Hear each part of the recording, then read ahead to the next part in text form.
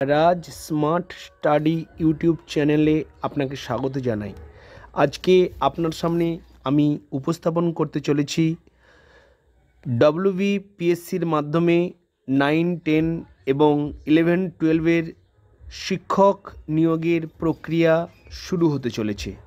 তার update notification, তার update notice আজকে আমি পেয়েছি এবং আপনাদের সামনেও আমি এটা তুলে ধরব।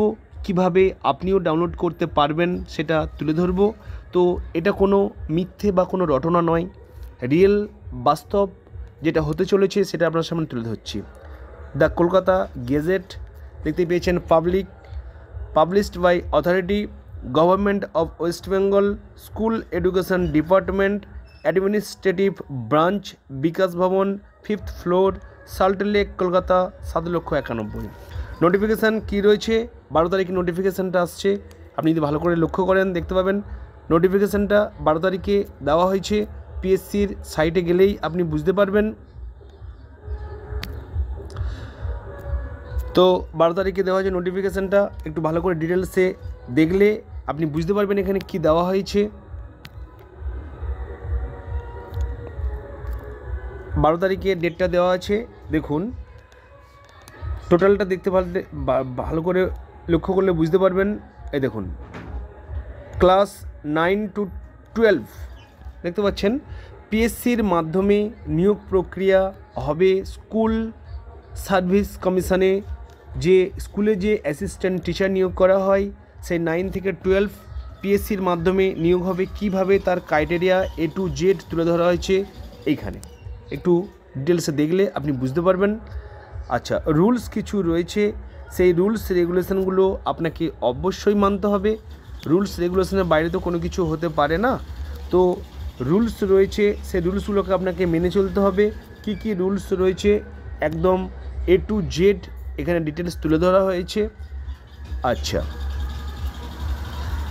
এরপরে মেথড অফ রিক্রুটমেন্টের কি মেথড রয়েছে সেটাও তুলে ধরা হয়েছে এখানে। টোটালটা ডিটেলসটা যদি আপনি দেখতে চান তো বুঝতে পারবেন। দেখতে পাচ্ছেন কি রয়েছে এখানে মেথড, সেটাও বুঝতে পারবেন এখানে কি রয়েছে। এখানে টোটাল ডিটেলসটা তুলে ধরা হয়েছে এখানে। আচ্ছা,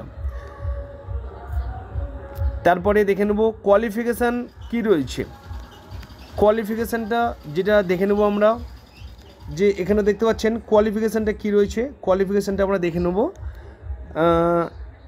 এনসিটির রুলসটা মানতে বলেছে যারা 9, 10 তাদের জন্য অবশ্যই গ্র্যাজুয়েশান এবং তার সঙ্গে বিএড থাকতে হবে। আর 11, 12-এর জন্য সেখানে পোস্ট গ্র্যাজুয়েট একটা নাম্বার থাকতে হবে 55% এবং সেখানে বিএড মাস্ট থাকতে হবে। তার ডিটেলস এখানে আছে, আপনি পড়লেই জিনিসটা বুঝতে পারবেন। এরপরে দেখে নেব যে এজ ডিরেকশান, যেটা খুবই গুরুত্বপূর্ণ, খুবই ইম্পর্ট্যান্ট। এমন কিছু ক্যান্ডিডেট রয়েছে সত্যিই যোগ্য প্রার্থী, কিন্তু তাদের দীর্ঘদিন পরীক্ষা না হওয়াতে এজ চলে গিয়েছে। তো এজ ক্রাইটেরিয়াটা খুবই গুরুত্বপূর্ণ একটা। মিনিমাম বলা হয়েছে 36 ইয়ার্স, অর্থাৎ 36 বছর বয়স পর্যন্ত পারবেন। এবং সেখানে যারা রিজার্ভেশন SC, ST, OBC তাদের জন্য 3 বা 5 ইয়ার সেখানে ছাড় দেওয়া হয়েছে। যারা অনলি ফর UR অর্থাৎ আনরিজার্ভেশন তাদের জন্য 36 বছর বয়স, তার বেশি হলে আপনি পারবেন না। তো এটা একটা খুবই গুরুত্বপূর্ণ দুঃখের বিষয়। তো যাই হোক, আর একটু বয়সটা মনে হয় বাড়ালে 45 করলে মনে হয় খুবই ভালো হতো। তো তারপরে সিলেবাসটা কি রয়েছে সেটাও মোটামুটি দেখলে বুঝতে পারবেন। এক্সামিনেশান ডিটেলসে এখন যদিও বা আপলোড করা হয়নি, ডিটেলস হয়তো আপলোড করে দেবে কিছুদিনের মধ্যে। তারপরে কোয়ালিফাইড মার্কস কীভাবে কোয়ালিফাইড হবেন, তারপরে প্রিপারেশান, মেরিট লিস্ট কীভাবে মেরিট লিস্ট হবে, প্রিপারেট করবে, সমস্ত A to Z, কারণ কাট অফ আপলোড করা হবে। সেই ডিটেলস আপনি পড়লে বুঝতে পেরে যাবেন ডিটেলসটা কী রয়েছে। তাহলে দেখতেই পাচ্ছেন যে 9 to 12 যে পোস্টিং অফ অ্যাসিস্ট্যান্ট মাস্টার বা অ্যাসিস্ট্যান্ট মিস্ট্রেস, অর্থাৎ এখানে পোস্টের নামটা কিন্তু খুবই গুরুত্বপূর্ণ, এটা মাথায় রাখবেন। এখানে পোস্টের নামটা হচ্ছে posting of assistant master and assistant mistress হয়েছে, অর্থাৎ মানে ম্যাডামদের ক্ষেত্রে অ্যাসিস্ট্যান্ট মিস্ট্রেস আর স্যারদের ক্ষেত্রে অ্যাসিস্ট্যান্ট মাস্টার। মনে রাখবেন এটা খুবই গুরুত্বপূর্ণ একটা পোস্ট এবং সেটা পিএসসির মাধ্যমেই নিয়োগ করা হবে। তো এরপরে টোটালটা ডিটেলস রয়েছে দেখতেই পাচ্ছেন। তো সেখানে আপনার প্রশ্ন হতে পারে যে তাহলে এটা আমি পাবো কোথায়, কিভাবে? আমি এই ডেসক্রিপশান, এই যে ভিডিওটি আপনার সামনে আপলোড করলাম, এই ভিডিওটির ডেসক্রিপশান বক্সে আপনি পেয়ে যাবেন, আমি লিংক দিয়ে রাখবো।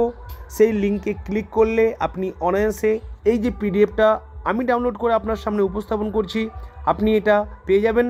আর যদি আরও ডিটেলসে পেতে চান তো WBPSC যে ওয়েবসাইট রয়েছে সেখানে যান, সেই ওয়েবসাইটে গেলেও আপনি ডাউনলোড করে নিতে পারবেন। তো প্রিয় দর্শক বন্ধু, এই ছিল আজকের আপডেট ইনফরমেশান। যদি এই আপডেট নিউ ইনফরমেশানটি আপনার এতটুকু উপকার এসে থাকে, প্লিজ লাইক এবং কমেন্ট করতে ভুলবেন না। আপনার একটা লাইক পরবর্তী এরকম নিউ আপডেট ইনফরমেশান তৈরি করতে আমাকে অনেক অনেক উৎসাহ দেবে।